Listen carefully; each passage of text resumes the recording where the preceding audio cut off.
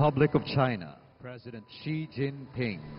La dernière fois que le président Xi Jinping a visité les Philippines à l'occasion de la réunion de l'APEC qui avait lieu à Manille. C'était en 2015 et le président du pays était Benigno Aquino.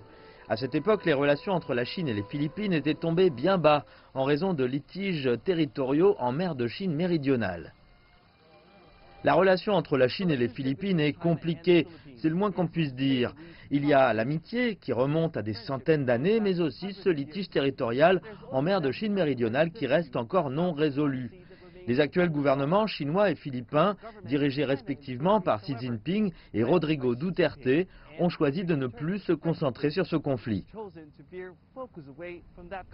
Rodrigo Duterte n'a pas perdu de temps pour raviver la relation de son pays avec la Chine et s'est rendu à Beijing peu de temps après être entré en fonction en 2016. Il est entré au pays avec des promesses de milliards de dollars d'investissement et d'aide au développement et depuis le commerce bilatéral et les affaires ont explosé. L'initiative Ceinture Route est la seule initiative qui dirige les investissements chinois vers les Philippines. Il est possible que cela soit dû à la relation entre Duterte et la Chine. Il se pourrait qu'il soit dans l'intérêt des entreprises chinoises d'investir aux Philippines. Mardi, Xi Jinping est de retour à Manille, mais cette fois l'atmosphère est bien plus chaleureuse. La visite d'État, la première d'un président chinois en 13 ans, devrait encore accélérer plusieurs projets d'infrastructures financés par la Chine.